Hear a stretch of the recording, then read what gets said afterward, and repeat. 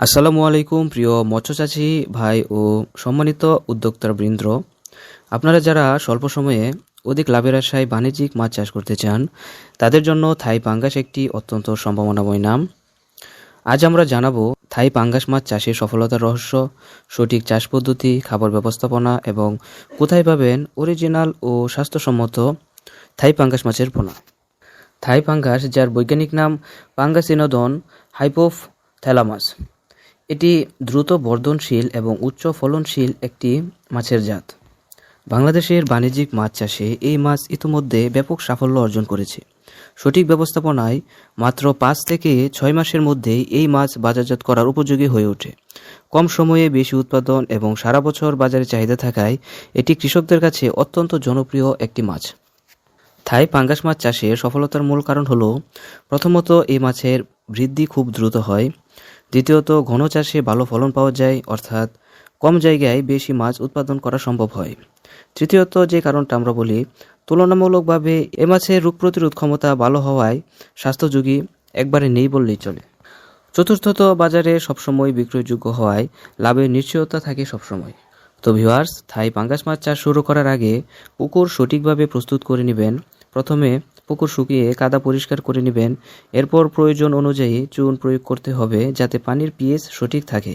সাধারণত পানির গভীরতা 4 থেকে 6 ফুট রাখতে হবে এবং পানির পিএইচ 6.5 থেকে 7.5 এর মধ্যে হলে ভালো ফলন পাওয়া যায়। পুকুরে পানি দেওয়ার পর কয়েকদিন রেখে পরিবেশ স্থিতিশীল করে নেবেন। তারপর স্বাস্থ্যবান পোনা পুকুরে ছাড়বেন। 1.5 থেকে 2.5 ইঞ্চির সাইজের সক্রিয় ও সমান আকারের পোনা নির্বাচন করা উত্তম। পোনা ছাড়ার আগে ব্যাগের পানি ও পুকুরের পানির তাপমাত্রা সমান করে নেবেন যাতে পোনা স্ট্রেসে না পড়ে। তো ভিউয়ার্স, আরেকটি বিষয় হলো, থাই পাঙ্গাস চাষে সঠিক খাদ্য ব্যবস্থাপনায় লাভের প্রধান চাবিকাঠি। প্রথম অবস্থায় 30 থেকে 32% প্রোটিনযুক্ত মানসম্মত বা সমান খাবার দিবেন। মাছ বড় হওয়ার সাথে সাথে 24 থেকে 28% প্রোটিনযুক্ত খাদ্য দিবেন। প্রতিদিন নির্দিষ্ট সময়ে 2 থেকে 3 বার খাবার প্রদান করা উচিত। মাছের মোট ওজনের আনুপাতিক 3 থেকে 5% হারে খাদ্য প্রয়োগ করা যায়, যা মাছের বয়স ও আকার অনুযায়ী সমন্বয় করতে হবে। পানির গুণগত মান ঠিক রাখতে নিয়মিত পর্যবেক্ষণ করবেন। প্রয়োজন হলে আংশিক পানি পরিবর্তন করে নেবেন। অতিরিক্ত খাবার যেন পানিতে নষ্ট না হয় সেদিকে সর্বদা খেয়াল রাখবেন, কারণ এতে পানির মান খারাপ হয় এবং রোগের ঝুঁকি বেড়ে যায়। সঠিক পোনা, সুষম খাদ্য ও নিয়মিত পরিচর্যার মাধ্যমে অল্প সময়ে উল্লেখযোগ্য পরিমাণ মাছ উৎপাদন করা সম্ভব। অনেক সফল খামারি আজ থাই পাঙ্গাস মাছ চাষ করে আর্থিকভাবে স্বাবলম্বী হয়েছেন।